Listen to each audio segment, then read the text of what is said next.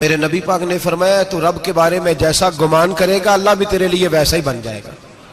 अल्लाह वैसा बन के तुझे नवाजेगा। अगर तेरा ये ज़हन बन जाए ना कि जो अल्लाह मुझे देगा वो मुझे ही देगा, तो अल्लाह तबारक व तआला सबसे बढ़कर तुझे ही अता फरमाएगा।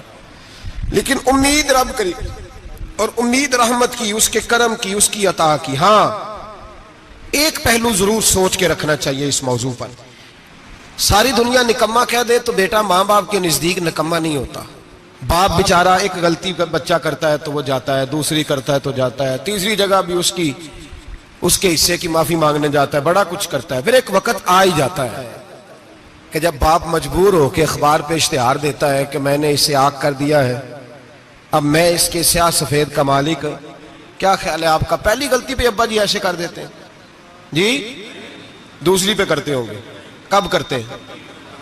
जब बोले जब हद हो जाती है। और एक दो इश्तिहार नहीं होते। आप सवेरे अखबार खोलें, अखबार के अंदर के सफात का मुताला करें तो शायद दर्जनों इश्तिहार होते हैं आंखनामे के।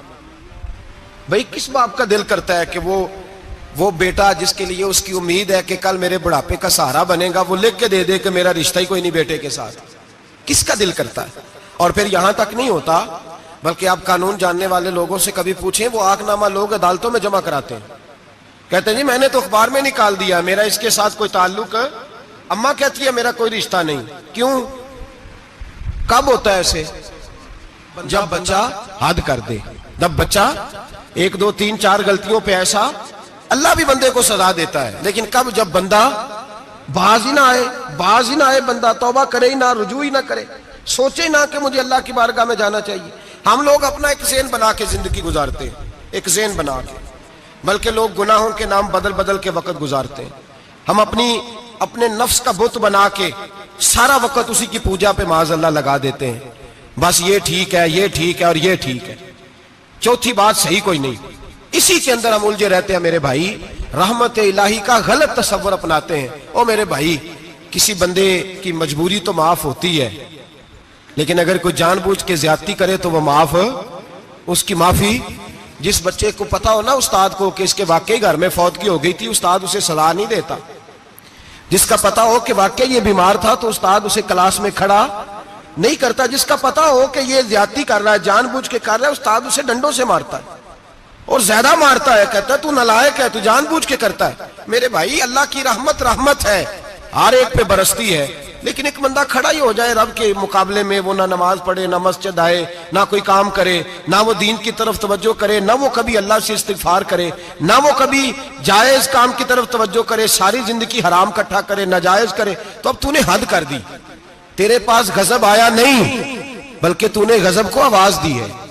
तूने अल्लाह के गजब को, बोलिए, अल्लाह के गजब को, गजब होना और होता है और गजब को आवाज देना, बोलिए, गजब को आवाज देना, इनमें फर्क है मेरे भाई, याद रखें। हम आवाज देते हैं गजब को, गजब होता नहीं। देखें नबी करीम सल्लल्लाहु अलैहि वसल्लम, और ये हदीस आपने याद रखनी है, ये याद रखनी है। नबी पाक सल्लल्लाहु अलैहि वसल्लम ने ना बहुत कम लोगों को बेवकूफ कहा है। हमारे जमाने में तो आम लफ्ज है ना बेवकूफ कहना। अल्लाह के रसूल सल्लल्लाहु अलैहि वसल्लम ने बहुत कम लोगों को बेवकूफ कहा। मुस्नद इमाम अहमद बिन हंबल की हदीस है, नबी करीम अलैहिस्सलाम ने फरमाया वो अहमक है, वो बेवकूफ है। नबी पाक फरमा रहे हैं। और मैंने कहा कम लोगों को हुजूर बेवकूफ कहते थे। नबी करीम अलैहिस्सलाम ने फरमाया वो बंदा बेवकूफ है जो सारा दिन अल्लाह की नाफरमानी करता है और फिर भी रब की रहमत की उम्मीद करता है, तो बेवकूफ है। सुबह से शाम तक लगा हुआ है, मैंने नहीं अल्लाह माननी, मैंने नहीं तेरी माननी, माज़अल्लाह मैंने नहीं माननी। शाम होती है तो कहता है अल्लाह बड़ा मेहरबान है, बख्श देगा। तो बेवकूफ है, तू बेवकूफ है। तू बता ना क्या मजबूरी थी नमाज ना पढ़ने की? किसने तुझे गन पॉइंट पे कहा था हराम खाने को? और फला आदमी की तूने गीबत की तो तेरा उसमें क्या फायदा था? ये जो तूने सिर्फ 10 बंदों को हंसाने के लिए झूठा लतीफा सुनाया, इसमें तेरा क्या नफा था?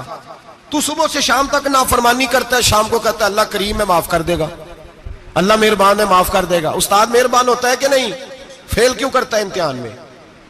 बोले उस्ताद बाप होता है ना, उसका दिल करता है शागिर्द फेल हो जाए, तो क्यों करता है? लेकिन शागिर्द ने ज्यादती की, उसने पढ़ा नहीं। उसने, मैंने कहा बाप आकनामा लिखवाता है, मजबूर होकर लिखवाता है ना, ओ भाई याद, बड़ी प्यारी मिसाल मुल्ला रूमी लिखते हैं, कहते हैं मेरे गांव की एक बीबी थी, उस बीबी ने एक बछड़ा पाला हुआ था। देहातों में ना बूढ़ी माएं बछड़े को पेड़ा देती थी और नाम भी रख लेती थी, किसी ने मिठू नाम रखा होता था, किसी ने कोई नाम। कहते माँ ने बछड़ा रखा हुआ था, अम्मा उसको आवाज देती तो बछड़ा दौड़ा आता, अम्मा उसको पेड़ा खिलाती, बछड़ा बड़ा प्यारा था, जवान हो गया। अम्मा इसलिए बछड़ा पाल रही थी कि जब बछड़ा बड़ा हो जाएगा तो हाल के अंदर बच्चे उसे लगाएंगे, खेती में हाल चलाएंगे। बछड़ा बड़ा हो गया, अम्मा के बेटे कहने लगे अम्मा ला, तूने बड़ा खिला पिला लिया, इससे कोई काम लेते हैं। हाल के आगे लगाया तो कहने लगा मैंने तो नहीं चलना। अम्मा के पास आए, कहने लगे ये नहीं चलता। अम्मा कहने लगी चलो टाइम दो थोड़ा, समझ जाएगा। फिर मौका दिया, फिर आए, कहा अम्मा अब तो हमने उसके नाक में नकेल भी डाल दी है, लेकिन अब भी ये हल में चलने को तैयार है। मुल्ला रूमी रहमतुल्लाह अलैह फरमाते हैं फिर कहा अम्मा से, अम्मा कहने लगी चलो थोड़ा टाइम और दे दो, सियाना हो जाएगा। थोड़ा टाइम और दिया, डंडे भी मारे, लेकिन वो सियाना होने को तैयार है। अब अम्मा के पास आए तो अम्मा मजबूर हो गई, दिल नहीं करता था। कहने लगी जाओ फिर कसाई के हाथ बेच डालो। वो गया कसाई के पास, उसे काटा गया, उसकी खाल उतारी गई, उसके छोटे छोटे पीस करके खा गए लोग।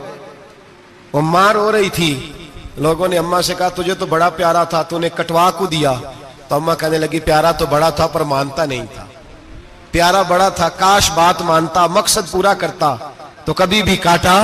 भाई रब करीम नहीं चाहता बंदा दोजख में जले, अल्लाह की रहमत नहीं चाहती जहन्नम में जले, पर बंदा मानता ही नहीं, ये तैयार ही नहीं होता। ये सोया हुआ है सवेरे, ये वो गप्पे लगा रहा है, असर के वक्त चौराहे पे खड़ा है, नमाज पढ़ने नहीं आया। इसने सारी जिंदगी में दर्जनों लतीफे सीख लिए, हजारों कहानियां सीख गया, कुरान पाक पढ़ना नहीं सीखा। इसने जिंदगी की हर चालाकी सीख ली है, नहीं सीखी तो अपने रसूल की हदीस नहीं सीखी, नहीं सीखा तो दीन की जरूरी बातों को नहीं सीखा। अब रब की रहमत तो नहीं चाहती कि बंदा जहन्नम में जाए, वो तो मेहरबान है, लेकिन रब करीम का कानून का तकाजा यह है कि जो अहकाम पूरे नहीं करेगा उसे फिर दोजख में डाला जाएगा। तो हमारे बुजुर्ग फरमाया करते थे असल बात यह है कि अल्लाह नहीं मुसलमान को दोजख में डालना चाहता, मुसलमान अपनी मर्जी से छलांगे लगा रहे, ये खुद छलांगे लगाता, ये बाज नहीं आता।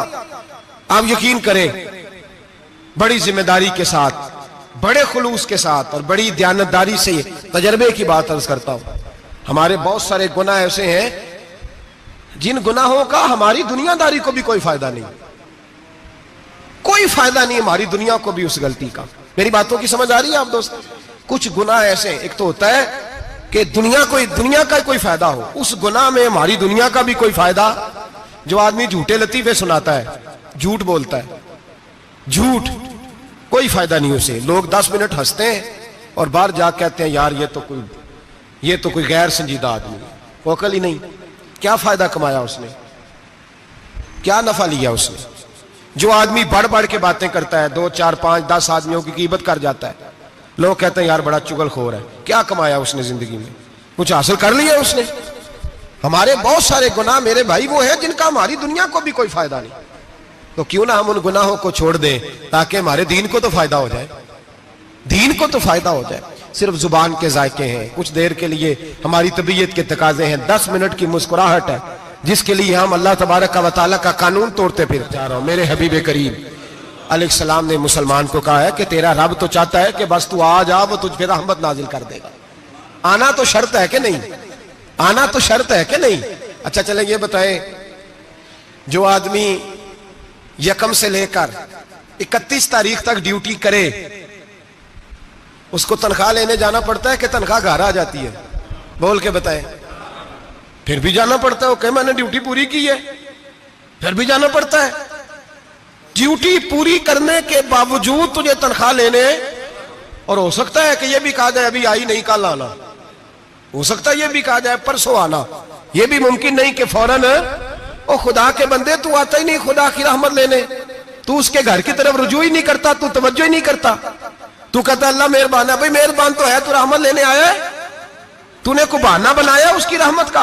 अल्लाह की रहमत कीमत नहीं मांगती, बहाना मांगती है, पर बता ना तेरा को बहाना है कि नहीं? मेरे नबी करीम सैयद आलम सल्लल्लाहु अलैहि वसल्लम ने फरमाया रब कीमत का सवाल और नहीं मांगता। यकीन करें नहीं मांग, बंदे कीमत मांगते हैं। आप 100 दफा मुस्कुरा के बात करें, एक दफा ना करें तो कहते हैं मौलवी साहब अमीर हो गए, अब तो सही सलाम भी नहीं लेते। एक दफा हो सकता है बेचारा पेट में दर्द हो रही हो सकता है घर की को बहुत बड़ी टेंशन हो सकता है कोई मजबूरी हो। बंदे हमा वक्त कीमत मांगते हैं, हमा वक्त आप तंदुरुस्त हैं, हर वक्त आप कीमत अदा करते हैं तो लोग राजी हैं। लेकिन रब कहता तू कोई कीमत ना दे, कोई बहाना ही बना ले, तेरा रब तुझसे राजी हो जाएगा। सुने बड़ी प्यारी हदीस, बड़ी खूबसूरत हदीस, कंजुल माल में दीगर कुतुब हदीस में है। हजरत अबू हुरैरा रदी अल्लाह तआला अन्हु फरमाते एक बाबा जी नबी पाक की बारगाह में आए और जब वो वापस जाने लगे तो मैंने उम्र पूछी तो उम्र थी 96 साल। कहते हैं बुजुर्ग जब आए ना तो ये भवें जो है ना उनकी सफेद होके तो यूं आंखों पे आ गई। बड़ी छड़ी बाबा जी ने पकड़ी हुई और दोनों हाथ पकड़ के ना छड़ी के ऊपर झुके हुए हैं एक जानिब। कुर्बान जाऊं, कहते हैं जब वो बुजुर्ग मस्जिद में दाखिल हुए तो मेरे रसूल ने खड़े होकर इस्तकबाल फरमाया, खड़े हो, और नबी करीम सल्लल्लाहु अलैहि वसल्लम ने आगे बढ़ के बाबा जी को बाजू से पकड़ा और बिठाया। हुजूर बैठ गए। कहा बुजुर्गों कैसे आए हो? तो कहते हैं वो बाबा जी बात करते तो आंख खोल के पहले हुजूर का चेहरा देखते, फिर वो बात करते तो उनके लबो लहजे के अंदर बड़ी परेशानी, बड़ी तकलीफ, बड़ी मायूसी। अर्ज करने लगे या रसूल अल्लाह, हुजूर जिंदगी सारी गुनाहों में बीत गई है, हुजूर गलतियां ही गलतियां, याद माजी अजाब है, या रब छीन ले मुझसे हाफजा मेरा। अल्लाह के रसूल बड़ी लंबी फहरिस्त है, पाप ही पाप है, काले स्याह दफ्तर है। या रसूल अल्लाह सल्लल्लाहु अलैहि वसल्लम जब पलट के देखता हूं हुजूर मुझे नेकी दिखाई नहीं देती। हुजूर इस उम्र में आपका एक सहाबी मिला है, उसने बात समझाई है तो थोड़ा ख्याल आया है, लेकिन या रसूल अल्लाह सल्लल्लाहु अलैहि वसल्लम अब मेरा वजूद बेकार हो गया है, हुजूर बूढ़ा हो गया हूं। 3 बातें कही बुजुर्गों ने और निराली कही। कहने लगे या रसूल अल्लाह सल्लल्लाहु अलैहि वसल्लम, हुजूर अब तो मेरी कमर भी सीधी नहीं होती कि मैं नमाज ही सही अदा कर सकूं, बूढ़ा हो गया हूं। या रसूल अल्लाह सल्लल्लाहु अलैहि वसल्लम अब मेरे अंदर ताकत नहीं कि मैं मेहनत मजदूरी करके सदके और खैरात दे सकूं। या रसूल अल्लाह सल्लल्लाहु अलैहि वसल्लम अब मैं तलवार लेके जिहाद भी नहीं कर सकता।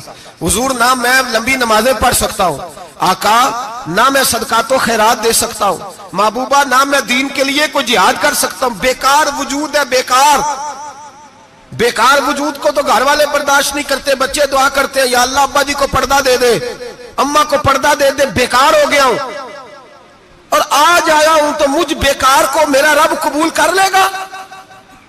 आज कलमा पढ़ूं तो बेकार हूं, किसी काम का नहीं, ना नमाज ना सदकात ना जिहाद, कबूल कर लेगा। हजरत अबू हुरैरा फरमाते हैं जैसे बरसात में बारिश की झड़ी लगती है, यूं मुस्तफा की आंखों से झड़ी लग गई। हुजूर खुल के रोए, खुल के।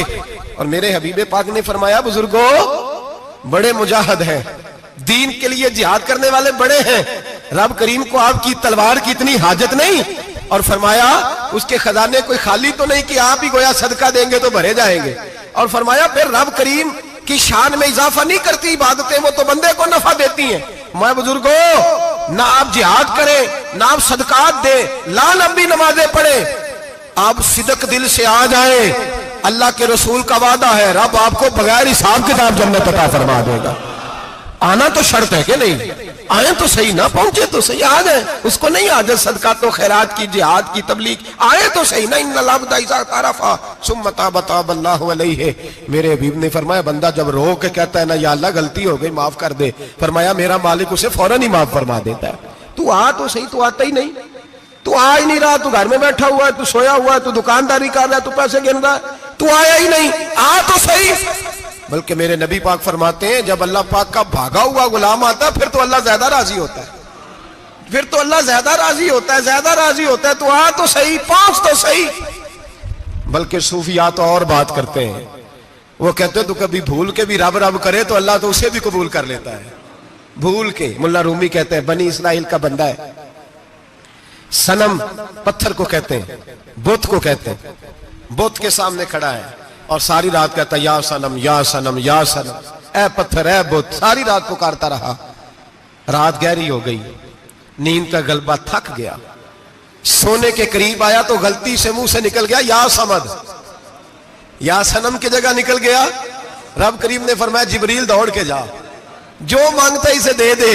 हजरत जिब्रील अर्ज करते हैं मौला भूल के तेरा नाम ले रहा है, भूल के ले रहा है, तो रब करीम ने फरमाया चल नाम तो मेरा ही ले रहा है ना, मेरा ले रहा है ना। या अल्लाह, वो अल्लाह करीम ने फरमाया झूठे के सामने सारी रात का खड़ा है, सारी रात का पुकार रहा है, उसे कुछ नहीं मिला, तो सच्चे का नाम लिया है। अगर मैं भी कुछ ना दूं और बुत में और मुझ में फर्क क्या रह जाएगा? जा जो मांगता है झोली भर के दे, नाम तो लिया है ना। ओ भाई तू बहाना तो बनाना, ओ आ तो सही ना, तू यहां आ जा, पहुंच जा, आ जा, बस बैठ जा, उसकी बारगाह नाज में हाजिर तो हो ना। तुझे फुर्सत ही नहीं, तू यारों के लिए टाइम निकालता है, बाजारों के लिए टाइम निकालता है, गलियों के लिए टाइम निकालता है, चौकों चौराहों के लिए टाइम निकालता है, हफ्ते में एक दिन होटलिंग के लिए भी जाता है, लेकिन कभी छुप के 2 नफलों की तुझे तौफीक नहीं होती। और मैं कई दफा कह चुका हूं, जिस बंदे को बगैर इबादत के रिज़्क ज्यादा मिलने लग जाए उस पर आजमाइश होती है रब करीम की। अल्लाह फरमाता है इसको पैसे दो, इसे आने ना देना, इसको को चल पैसे दौड़ जा।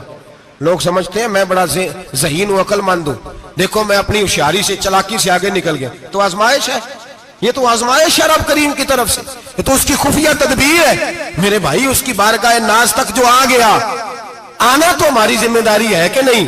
फिर उसकी रहमत आगे बढ़ के इस्तकबाल कर लेती है, फिर अल्लाह का फजल उसको थाम लेता है उस बंदे को। और खुदा की रहमत कितनी ज्यादा है, मेरे हबीब करीम सैयद आलम सल्लल्लाहु अलैहि वसल्लम ने फरमाया अल्लाह ने अपनी रहमत के 100 हिस्से किए। कितने? हुजूर फरमाते हैं एक हिस्सा अल्लाह ने दुनिया में नाजिल किया है। कितना? एक हिस्सा।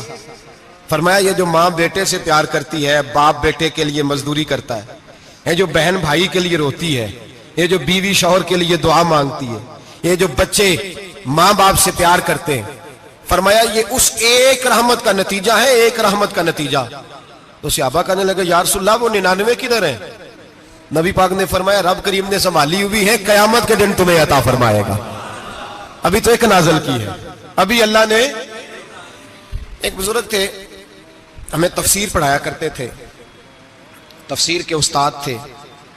मैंने उनसे एक दिन कहा, मैंने कहा हज़रत साहब कुछ बातों में ना मैं अड़ जाता हूं, मैं अपने आप को इतना लायक नहीं समझता, तो कहीं कहीं ना ज़हन उलझ जाता है, तो कभी उलझ जाता हूं। एक सवाल कई दिनों का है, उसूल तफसीर का मसला है, तो जरा कुछ चीजें ऐसी होती हैं बुजुर्ग कहते हैं जो किताबों से नहीं मिलती, सिर्फ सीनों से मिलती हैं। कोरस तो फकत लफ्ज ही सिखाते हैं, ये आदमी है जो आदमी बनाते हैं। मैंने कहा साहब ये समझ नहीं आई कि यहां भी साहब वहां भी साहब। कहने लगे जी किस तरह? मैंने कहा जी यहाँ कब्र में भी सवालों के जवाब और फिर क़यामत में भी। मुझे कहने लगे जाओ इमाम राजी की तफसीर उठा के लाओ। मैं तफसीर उनके सामने ला के रखी, तो कहने लगे ये सैयदना यूसुफ अलैहिस्सलाम का वाकया जरा देखो तफसीर यूसुफ में, उसमें एक अजीब बात लिखी है। हजरत यूसुफ अलैहिस्सलाम के जमाने में कहत हो गया, तो जनाब यूसुफ अलैहिस्सलाम ने, क्योंकि आप अल्लाह के नबी से पहले से जान गए कहत होगा, तो हजरत यूसुफ ने गंदम पहले स्टॉक कर ली थी बहुत ज्यादा। बाकी इलाकों में जब कहत पड़ा ना, अब सब लोगों ने मिस्र की तरफ रुझान किया गंदम लेने के लिए। तो हजरत यूसुफ अलैहिस्सलाम ने ना शहर के दरवाजे पर बंदे खड़े कर दिए, फरमाया जो बंदा आए ना उससे 2 सवाल पूछना। जो आएंगे लोग गंदम खरीदने, जो आए 2 सवाल पूछना। एक पूछना कहां से आया है, और एक पूछना लेके क्या आया है। एक पूछना, समझ आ रही है बात, और दूसरा पूछना कि लेके सोना लेके आया है, चांदी गंदम खरीदनी है तो क्या चीज लेके आया है, कि नगद पैसे लाया है, ये पूछ लेना। जो आए 2 बातें पूछना, एक पूछना कहां से आया है और दूसरा पूछना क्या। एक रवायत में 3 सवाल भी हैं, लेकिन फरमाया पूछना 2 सवाल जरूर। इंतजार था ना भाइयों का किनान से आने वालों का। फरमाने लगे सबसे 2 सवाल पूछना, जब किनान वाले आए ना उनसे सिर्फ इतना पूछ लेना कि वो कहां से आए हैं। अगर पूछे ना किनान से आए हैं तो फिर ये ना पूछना क्या लेके आए हैं, फिर मैं जेब खुद टटोल लूंगा वो क्या लेके आए। बाकियों से 2 सवाल। जब मेरे भाई आए ना, भाई भाइयां दे वैरी हुंदे ते भाई भाइयां दियां बावां, जब मेरे भाई आए तो उनसे ये नहीं पूछना कि वो क्या, बस ये पूछना कि कहां से, इतनी बात पूछना, बाकी मैं पूछ लूंगा। आप फरमाने लगे रब भी फरिश्तों से कहता है तुम कब्र में ना मेरे बंदों से ज्यादा सवाल ना करना, बस ये पूछ लेना मुझे मानते हैं, मेरे नबी को मानते हैं। कब्र में तुम इतने सवाल पूछ लेना, बाकी लेके क्या है वो मैं खुद ही पूछ लूंगा। फरिश्तों के सामने रब करीम अपने बंदे को बेआबरू करना, बस तू ये बता दे अल्लाह रसूल को मानता है कि नहीं, बाकी जो तेरा हिसाब किताब है ना अल्लाह फरमाते हैं मैं क़यामत में कर लूंगा, मैं पूछ लूंगा इसका क्या इलाज करना है, बस तुम इतना बता दो मुझे मानते हो, मेरे रसूल को, मेरे भाई, मेरे नबी करीम अलैहिस्सलाम फरमाते हैं जो बंदा तौबा करने वाला था, अल्लाह की बारगाह में आने वाला था, बार बार तौबा करता था, एहसास रहता था, उसे एहसास था, आया करता था, फिर भी गलतियां हो गई, कयामत के दिन रब करीम अपने फजल की चादर उस पर डालेगा, फजल की चादर डालेगा और रब करीम उससे पूछेगा ये गुनाह किया था? और नबी पाक फरमाते हैं उसने बड़े भी गुनाह किए, अल्लाह छोटे छोटे गुनाहों के बारे में पूछेगा। ये गलती की थी, ये गुनाह, बंदा डर रहा है, वो कह रहा है पता नहीं सजा क्या मिलेगी, क्योंकि दुनिया में भी डरता रहा, यहां भी डर रहा है। शर्त यह है कि एहसास वाला हो, आता रहो, फिर भी गलतियां हो गई, ख्याल करता था, मेहनत करता था, नेक होने की जद्दोजहद करता था, कोताहियां रह गई, ये गुनाह किया था या अल्लाह भूल गया था, ये गुनाह किया अल्लाह मुझसे गलती हो गई, यहां भी किया था या अल्लाह गलती हो गई। नबी पाक सल्लल्लाहु अलैहि वसल्लम फरमाते छोटे छोटे गुनाह अल्लाह दिखा रहा है और उससे कह रहा है ये किया था, मानता जा रहा है। रब करीम फरमाता है पता है मैं तेरे साथ क्या करने वाला हूं? टांगे कांप गई, या अल्लाह पता नहीं। फरमाया मैं तुझे इन गुनाहों के बदले नेकियां देने लगा हूं, इन गुनाहों के बदले नेकियां। नबी पाक फरमाते फटाफट ही बोल पड़ा, कहने लगा या अल्लाह मैंने तो बड़े बड़े गुनाह भी किए, अगर तूने गुनाहों के बदले नेकियां दे दिया तो मेरे तो बड़े बड़े पाप भी हैं, वो दूसरे किधर है? तो मेरे हबीब करीम अलैहिस्सलातु सलाम फरमाते रब मुस्कुराएगा जो रब की शान के लायक है। अल्लाह फरमाएगा तेरे दिल में एहसास था, तू आया करता था, तू तौबा करता था, तू मेरी बारगाह नाज में आता था, पता तेरे ऊपर चादर क्यों डाली है? या अल्लाह नहीं, फरमाया मैं तुझे अपनी रहमत की चादर में छुपा के जन्नत में दाखिल करना चाहता हूं। मेरे भाई तू आ तो सही, तू पहुंच तो सही, खुदारा ये जो जितनी दुनियादारी है ना, ये तो आप हर वक्त करेंगे तो राजी होंगे लोग, हर वक्त। और ये जो हमने प्लानिंग की हुई है ना कि मैं फलाना काम करके सियाना हो जाऊंगा, तो इतनी मोहलत नहीं दी अल्लाह पाक ने। वो कहता फौरन आ, अपनी मंसूबाबंदी बदलें, रहमत इलाही की जानिब तवज्जो करें, अपना जहन रब करीम के बारे में करम वाला बनाए और ये इरादा करें कि मैं उसकी बारगाह में आऊंगा तो वो मुझे अता करेगा। अपने बाजू पे भरोसा ना करे, अपनी अकल पे भरोसा ना करे, भरोसा जब भी करे खुदा की रहमत पे करे, उसके फजल पे करे, उसके करम पे करे और जहन बनाए कि अल्लाह माफ करने वाला है। हमारे जिम्मे यह है कि हम अपने गुनाहों का एहसास पैदा करें, हमारी जिम्मेदारी यह है कि हम तौबा सच्ची और खरी करें, हमारी ड्यूटी यह है कि हम अल्लाह की बारगाह में सही मानों में हाजिरी दें। हम तौबा भी झूठी करते हैं, बल्कि अगर मैं कहूं कि मजाक करते हैं। शब बारात आने वाली है ना, किस दिन है? जुमेरात को शब बारात आएगी। कुछ लोग तो खैर वैसे डट जाते हैं, कहते हैं हम नहीं मानते, वो पक्के लगे हुए हैं, वो कहते हैं नहीं इबादत नहीं करनी चाहिए। मैंने कहा यार बस करो, छोड़ दो। अब अल्लाह की इबादत करने के लिए भी तुमसे सनद लेनी पड़ेगी कि मौलवी साहब इजाजत दे, नफल पढ़ लें, इजाजत लेनी पड़ेगी। और बंदे बड़े समझदार हैं, वो कोई सियासी बंदा दूसरी पार्टी का आ जाए तो उसे मुतमिन कर लेते हैं। कुछ बसरा दूसरी जमात का मसला पूछ ले, कहते मौलवी साहब पूछ के दसांगा। ये मोटी सी बात है। शब रात को क्या होता है? इबादत। क्या होता है? बोल के बताए। यही होता है ना, तो इसके लिए सर्टिफिकेट की जरूरत है जी। वल्लज़ीना यबीतूना लिरब्बिहिम सुज्जदन व क़यामा। अल्लाह फरमाते हैं मेरे बंदे सारी रात गुजार देते हैं या क़याम करते हुए या सजदा करते हुए। इसके लिए सर्टिफिकेट की जरूरत है। बड़ी जल्दी मसला पूछने आ जाते हैं लोग। हाँ, एक वो है जो मानते ही नहीं सिरे से, एक वो है जो बड़ा अजीब मानते हैं। वो कहते हैं शब रात है, छोटा गोश्त ही नहीं मिल रहा दुकान से। भाई शब रात गोश्त खाने का दिन है, हलवा खाने का दिन है शब बारात, मौज करने का दिहाड़ा आ गया शब बारात। शब रात आई है, पहले किलो गोश्त आता था, अब 2 किलो ले लो। ये कौन सा तरीका है शब बारात मनाने का? और फिर शब बारात मनाई जाएगी। मेराज शरीफ से पटाखे चल रहे हैं रोज शाम को, चलते हैं ना? नहीं, मैं क्या, मैनू गलती लगती, तुसी बोले नहीं ना। चलते हैं पटाखे। कौन बेचता है पटाखे? हिंदू, सिख, यहूदी। चलाता कौन है? किसने कहा चलाने को? इसमें कोई किसी फिरके का भी इख्तलाफ नहीं होता। डरना चाहिए अल्लाह पाक से। अल्लाह जहन्नम की आग ठंडी करता है, हम जलाते हैं शब रात को। रब फरमाते हैं ठंडी होगी, हम जला रहे हैं। बच्चे पटाखों के पैसे पड़ोसी से लेके आते हैं कि हमसे लेते हैं? हम मना क्यों नहीं करते? जूते ना पॉलिश करने पे तो थप्पड़ लगते हैं, तो पटाखे वाले बच्चे को नहीं पूछा जा सकता? बाप की जिम्मेदारी है। और मुहद्दिसीन ने मसला लिखा है, अगर बच्चा नाबालिग कोई गलती करता है तो उसका बाप जिम्मेदार है, जवाब दे उसकी जगह पर। इनको समझाएं। शब बारात आएगी, फिर तौबा होगी, हर मस्जिद से रोने की आवाज आएगी, जोर जोर से लोग रोएंगे, तड़पेंगे, इज्तिमात होंगे, बड़े बड़े इज्तिमात होंगे, तौबा करेंगे लोग, करेंगे ना इंशाअल्लाह ताला, आएंगे ना लोग मस्जिदों में। फिर सवेरे झूठ बंद हो जाएगा ना, अगली सुबह मिलावट खत्म, कम तोलना खत्म। ये कैसी तौबा है? वो दुकानदार जो शबरात वाले दिन गलत सूजी फरोख्त कर रहा है, मिलावट वाली चीनी बेच रहा है, ताकि दवाइयों में धोखा देते हैं लोग, दवाइयों में धोखा देते हैं। एक डॉक्टर खुद मुझे कहने लगे, वो मेरे दोस्त है, हल्का फुल्का कोर्स किया हुआ है, कहते मेरे दोस्त हैं कई सारे लोग, तो एक ऐसा ही हमारे शोबे का आदमी था, तो अपने अब्बा जी को वो ड्रिप लगाने लगा, तो अब्बा जी कहने लगे पुत्र मिन्नू असली ला दे तेरी मेहरबानी, मिन्नू असली ला दे तेरी मेहरबानी, लोखा अली ना ला दे। ये हाल हो गया है। दवा, मुझे बताएं वो कौम इखलाकी तौर पे कितनी गिर चुकी है जो दवाइयों में जहर बेचती है, दवाइयों में। और मैं इंशाल्लाह किसी मौके पर तफसील से इस पर गुफ्तगू करूंगा, बड़ी तफसील से। मैंने बहुत सी मालूमात इकट्ठी की हैं कि कितना जुल्म करते हैं ये लोग, लिखने वाले भी, लाने वाले भी, बेचने वाले भी, कितने बड़े मुजरम है। सेहत के साथ खेलते हैं, सेहत बारह लाम दाम बरसरे। मतलब जिस आदमी ने धोखे का माल ला के रखा है शबरात वाले दिन के रात तौबा भी करनी है और सवेरे ये बेचना भी है, वो तौबा करने आया है। जिसने धोखे का माल ला के रखा है कि सवेरे बेचना है और रात तौबा भी करनी है, वो तौबा कर रहा है कि मजाक कर रहा है?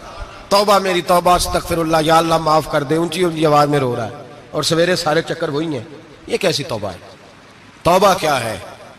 मेरे नबी पाक अलैहिस्सलाम के गुलामों ने तौबा की तकसीम की। हजरत हसन बसरी से किसी ने पूछी तौबा क्या है, तो आपने फरमाया तौबा ये है कि जब तू तौबा कर ले तो फिर उस जगह नजर ना आना जहां खड़े होने से रब रसूल नाराज होते। और फरमाया तौबा ये है कि जब तूने तौबा कर ली फिर वहां से गैर हाजिर ना होना जहां हाजिरी का तुझे अल्लाह रसूल हुक्म देते हैं। ये तेरी तौबा है। और अगर तू ऐसा नहीं करता फिर तूने तौबा नहीं की, फिर तूने मजाक किया। मेरे भाई, रहमत इलाही आवाज देती है की तरफ रुजू करें, दौड़े और रहमत की उम्मीद रख के आएंगे। समझ ले कि अल्लाह पाक, मैं एक बात अक्सर करता हूं, नबुव्वत का दरवाजा बंद हुआ है। दाता गंज बख्श अली अजमेरी ने कहीं नहीं लिखा था कि मेरे बाद अली बिन उस्मान अजमेरी दूसरा नहीं आ सकता। हजरत मुजद्दद साहब कहीं नहीं लिख के गए कि दूसरा मुजद्दद अल्फसानी पैदा नहीं होगा। हजरत बाउलक नक्शबंद बुखारी ने कहीं नहीं कहा कि मेरे जैसा वली नहीं हो सके। बुजुर्गों ने कभी नहीं कहा। तू जदोजहद तो कर। इकबाल कहते हैं आज भी हो अगर इब्राहिम का ईमां पैदा, आग कर सकती है अंदाजे गुलिस्तां पैदा। तू प्रोग्राम तो बना, आगे की तरफ तो सफर कर। मेरे नबी करीम सैयद आलम सल्लल्लाहु अलैहि वसल्लम ने फरमाया तेरे आ जाने से तेरा रब राजी हो जाता है।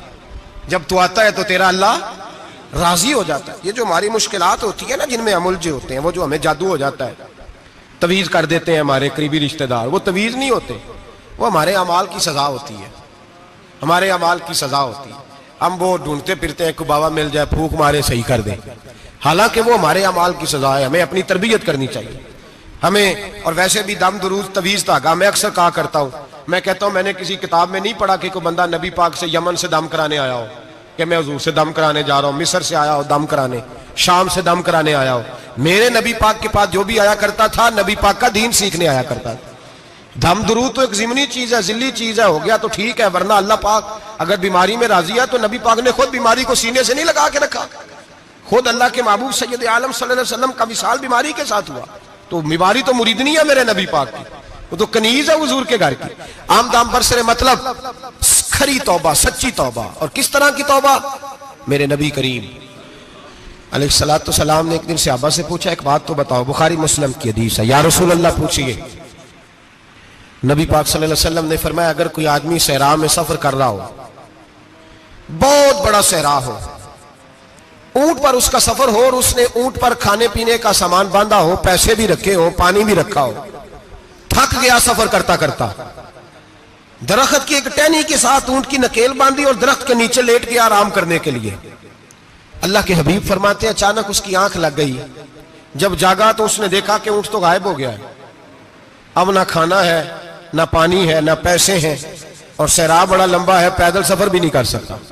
थोड़ा सा ढूंढा, फिर मौत का इंतजार करने लगा, सोचने लगा मौत आएगी, अब मर जाऊंगा।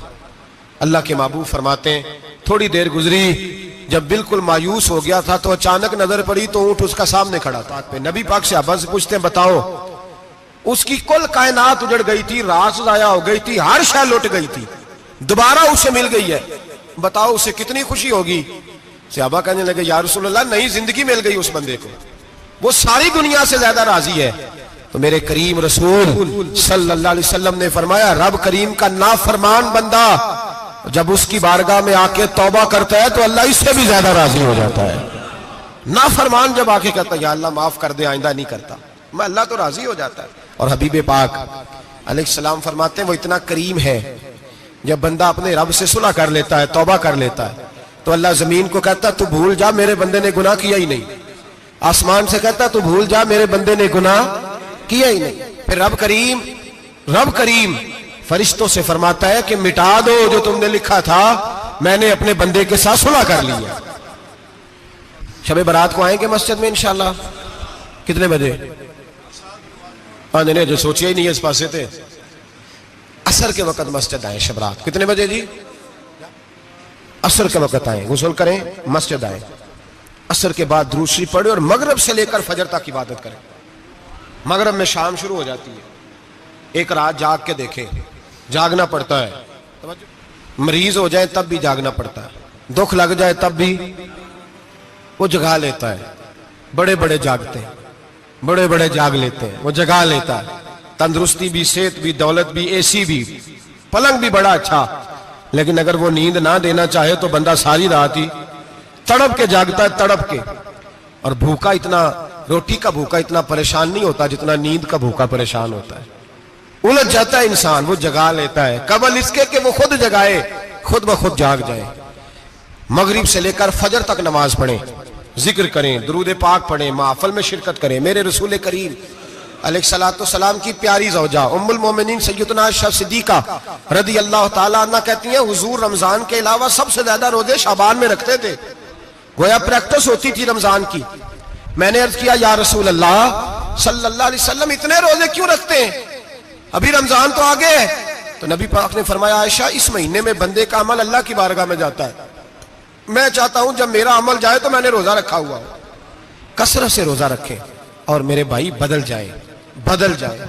मेरे नबी पाक ने फरमाया गनीमत जान, अगर सेहत है तो बीमारी आने से पहले गनीमत जान जा, ये चली जाएगी। बीमार आदमी से कुछ भी नहीं होता, गनीमत जान ले, लम्हों को कुछ कर ले। और अगर तेरे पास फुर्सत है तो गनीमत जान ले मसरूफ होने से पहले पहले। मेरे हबीब करीम सैयद आलम अलैहिस्सलाम के गुलाम फरमाते हैं कि नबी पाक सल्लल्लाहु अलैहि वसल्लम ने हमें मिसाल दे के समझाया। मदीने में जो कबीला सबसे ज्यादा बकरियां पालता था वो बनु कल्ब का कबीला था, और फरमाते इतनी बकरियां थी कि उनकी बकरियां हमने कभी नहीं गिनी थी। नबी पाक अलैहिस्सलाम ने फरमाया जब शाबान की 15वीं रात आती है, ये तिरमिजी का लफ्ज है, फरमाया जब शाबान की 15वीं रात आती है तो बनु कल्ब के कबीले की बकरियों के बालों की तादाद के मुताबिक अल्लाह मेरी उम्मत के अफराद की बख्शिश फरमा देता है।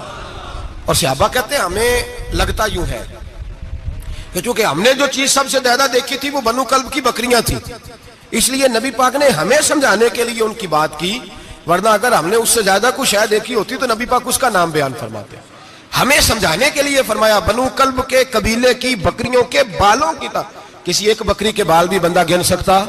और हुजूर ने फरमाया जो सबसे ज्यादा बकरियां पालते उनकी तादाद के मुताबिक हजरत आयशा सिद्दीका रदी अल्लाह ताला अन्हा फरमाती है जन्नतुल बकी में हुजूर जाया करते, कब्रिस्तान में, कब्रिस्तान के कोने में। अल्लाह के रसूल को मैंने नमाज पढ़ते भी देखा 15वीं रात को, और फरमाती है हुजूर बकी वालों के लिए बख्शिश की दुआ भी करते, कब्रिस्तान भी जाएं शब बारात को, उनके लिए दुआ भी करें। और फिर मेरे भाई शब बारात को लिल्लाहियत के साथ आए, लौटने का प्रोग्राम बनाए, उससे कबल के रब करीम खुद जकड़ के ले आए, खुद ब खुद आए, उसके करम की तरफ तवज्जो करें, उसकी रहमत की तरफ तवज्जो करें। मेरे रसूल करीम सल्लल्लाहु अलैहि वसल्लम के पास एक देहाती आए, मौला अली शेर खुदा फरमाते मैं भी हाजिर था। कहते कभी कभी सादे बंदे आते थे पर बड़ी अजीब ही बात कर जाते थे।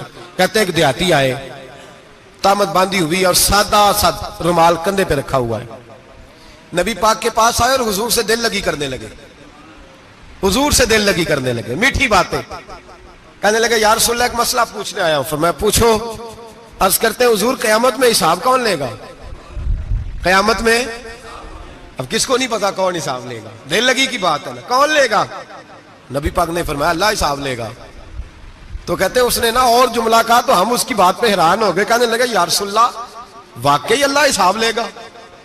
तो कहते नबी पाक मुस्कुराए, फरमाने लगे तुझे तेरी मार होए, मैं सच्ची तो कह रहा हूं, तो किस तरह की बात कर रहा है, अल्लाह हिसाब लेगा। हजरत अली फरमाते उसने रुमाल उठाया कंधे पे रखा, कहने लगे या रसूल अल्लाह अगर रब हिसाब लेगा तो फिर उसने माफ ही कर देना है, ये कह के वो चला गया, ये लफ्ज कह के वो चला गया। तो हजरत मौला अली कहते हैं मैंने हुजूर का चेहरा देखा तो गुलाब से भी ज्यादा खिला हुआ था, मैंने नबी पाक का चेहरा देखा तो चांद से भी ज्यादा रोशन था। मैंने कहा हुजूर ये क्या कह गया है? नबी पाक ने फरमाया बंदा बड़ा सादा था, बात बड़ी प्यारी कर गया है, बड़ी प्यारी कर गया है। हुजूर ने फरमाया अली रब करीम है, और करीम जब गालिब होता है तो करम ही फरमाया करता है, वो करम ही करता है, वो माफ ही करता है, वो माफ ही करता है। अल्लाह माफ करता है, पर मैंने कहा कोई माफी लेने आए ही ना, तो कोई माफी लेने। एक और बात भी आखिर में समझानी है आपको, वो भी समझ ले। हम जब किसी रिश्तेदार को राजी करने जाते हैं ना, नाराज हो, तो हमें पता चल जाता है कि ये वक्त टपाने आया या राजी हो गया। दो किस्म के लोग होते हैं, कहते हैं चलो बरादरी आ गई मैं चलता हूं, पर किस तरह? टाइम पे टाइम आऊंगा, 200 दे के घर आ जाऊंगा। और जो राजी हो जाते हैं ना, वो 2 दिन पहले आते हैं, देगों का भी ख्याल करते हैं, मुलाकात करते हैं, वो कपड़े भी नहीं बदलते। फर्क होता है राजी होने में। बात की समझ आ रही है आप? हम तौबा करने आते हैं अल्लाह की बारगाह में, क्या हमें पता नहीं चलता कि हमने तौबा किया, रब राजी हुआ है कि नहीं हुआ? हमारा ईमानी रिश्ता तो है ना अपने रब से, रूह का ताल्लुक तो है ना, तो हमें अंदाजा होता है कि अल्लाह राजी हो गया कि नहीं। अंदाजा तो होना चाहिए ना हमें। ये बात कहने की नहीं, ये बात महसूस करने की है, इसको महसूस करें। हम जब अल्लाह की बारगाह में आए तो फिर हमें अंदाजा होना चाहिए कि मैंने मना लिया है कि नहीं मना सका, मैं उसको राजी करके उठ रहा हूं कि नहीं उठ रहा। अगर बगैर राजी किए उठे हो तो फिर फॉर्मेलिटी करने आए थे, फिर राजी करने नहीं आए थे। हजरत फुज़ैल इब्न अय्याज़ रहमतुल्लाह ताला अलैह फरमाते, एक दिन मैंने सर सजदे में रखा और मैंने कहा खुदा बंदा आज मुझे पता चलेगा कि तू मुझसे राजी है कि नाराज है, तो फिर ही मैं उठूंगा, फिर ही उठूंगा। आप फरमाते हैं मुझे चारों कोनों से आवाज आने लगी कि तेरा रब राजी हो गया है। और फरमाते हैं जिस जगह मैं सजदा कर रहा था वो जमीन भी बोलने लगी कि बस कर दे, अर्श का मालिक तुझसे राजी हो गया है। लेकिन शर्त यह है, हजरत हबीब अजमी रहमतुल्लाह अलैह फरमाते हैं मैं सूद का कारोबार करता था तौबा करने से पहले। कई दफा मैंने तौबा की थी, लेकिन मेरी उस तौबा के अंदर सदाकत नहीं होती थी। मेरा दिल भी गवाही देता था कि ये ना बहुत सारे बंदे कहते हैं आइंदा नहीं करता, वक़्त टपाते हैं, जिस तरह बंदों को धोखा देते हैं इस तरह माज़ अल्लाह तौबा भी इसी तरह की करते हैं, लेकिन बाद में दोबारा उसी डगर पर चल निकलते हैं जिस पे पहले होते हैं। आप फरमाते हैं मैं कई दफा तौबा करता था तो तोड़ देता था। आज मैंने तौबा की, किस तरह की? सूद का मैं धंधा करता था तो मैं सूद के पैसे लाया, गोश्त पकने को दिया बीवी को, सूद के पैसों का। मेरी बीवी ने हंडिया चढ़ाई, थोड़ी देर गुजरी तो वो सारा गोश्त खून बन गया। मेरी बीवी उठा के लाई, कहने लगी ले जाइए जो तू गरीबों का खून निचोड़ के लाया था ना, ये खून बन गया, खुद भी पी और औलाद को भी पिलाओ। कहते मैंने सच्ची तौबा का फैसला किया। आज पहले मैं सच्ची तौबा का इरादा नहीं कर, आज सच्ची तौबा का फैसला किया और मैं निकला हजरत हसन बसरी के पास गया, उनकी बैत हुआ, तौबा की, उन्होंने मुझे अमाल बताए, खरी तौबा की। कहते जब तौबा के लिए घर से निकला तो छोटे छोटे बच्चे खेल रहे थे। एक बच्चा कहने लगा पीछे हट जाओ, बहुत बड़ा सूदिया है, इसका साया भी पड़ गया तो हमारे अंदर नहुसत आ जाएगी, पीछे हट जाओ, सूद का धंधा करता है। कहते मुझे और चोट लगी कि या अल्लाह तेरी छोटी छोटी मखलूक भी ये समझती है। कहते मैं तौबा करने गया तो खरी तौबा करके आया हज़रत हसन बसरी के पास, रो रो के तौबा की। मैं वहां से वापस आया तो बच्चे अभी खेल रहे थे। कहते वो बच्चा जो पहले बोला था कि पीछे हट जाओ बड़ा सूद वाला है, नहुसत पड़ जाएगी, वो बच्चा फिर आवाज देके कहने लगा दोस्तों पीछे हट जाओ, रब करीम का वली आ रहा है, अल्लाह का बंदा आ रहा है, कहीं ऐसा ना हो हमारे पैरों से गर्द उड़े और इस वली के ऊपर पड़े और इसकी तौहीन हो जाए, अल्लाह हमसे नाराज ना हो जाए वली की तौहीन करके, पीछे हट जाओ। आप फरमाते हैं मैंने तड़प के आसमान की तरफ देखा और मैंने कहा या अल्लाह मुझे समझ आ गई है कि खरी तौबा क्या होती है, सच्ची तौबा, असल तौबा क्या होती है। झूठ मूठ की तौबा न करें। शब बारात को आए और बड़ा दयानतदारी का मशवरा देता हूं, दिल को संभाल के आए। अगर झूठ नहीं छोड़ना, फरेब नहीं छोड़ना, हमने मस्जिद की हाजिरी की पाबंदी नहीं करनी तो फिर तौबा के लफ्ज पुकारना धोखा है, फिर ये धोखा है, फिर ये मजाक है, फिर मजाक ना करें। आना है तो खरी तौबा के इरादे से आए, खुल के आए। इंशाअल्लाह हर साल हम भी सारी रात यहाँ बैठते हैं, आपसे भी गुजारिश करेंगे कि छुट्टी ना करें, वक्त पे आए, मगरिब में आए, नवाफिल अदा करें, इशा के बाद नवाफिल पढ़ें। महफिल करने का मकसद ये होता है कि तिलावत से दिल नरम होता है, नात से दिल नरम होता है, तकरीर से इंसान की सोच बदलती है, तौबा की तरफ जाती है। ये सारे काम करके जब बंदा इस्तिगफार करता है, तौबा करता है, तो उसके लिए आसान हो जाता है, ज़हन बन जाता है। इसलिए वाज भी होगा, जिक्र भी होगा, दुआ भी होगी। वक्त को जाया न करें, रमजान करीब आने वाला है। बुजुर्ग कहते हैं अगर शब बारात पे सच्ची तौबा कर लोगे तो फिर रमजान में जो नेकियां करोगे वो तुम्हारे पास स्टॉक बन जाएगा, वो तुम्हारे पास खजाना इकट्ठा हो जाएगा। तौबा अभी से कर लो, मामला तभी से समेट लो, ताकि जब रमजान आए तो फिर नेकियां खजाना बन के जमा हो। हमेशा मिदहते खैरुल अनाम में गुजरे, दुआ है ये उम्र दरूद और सलाम में गुजरे।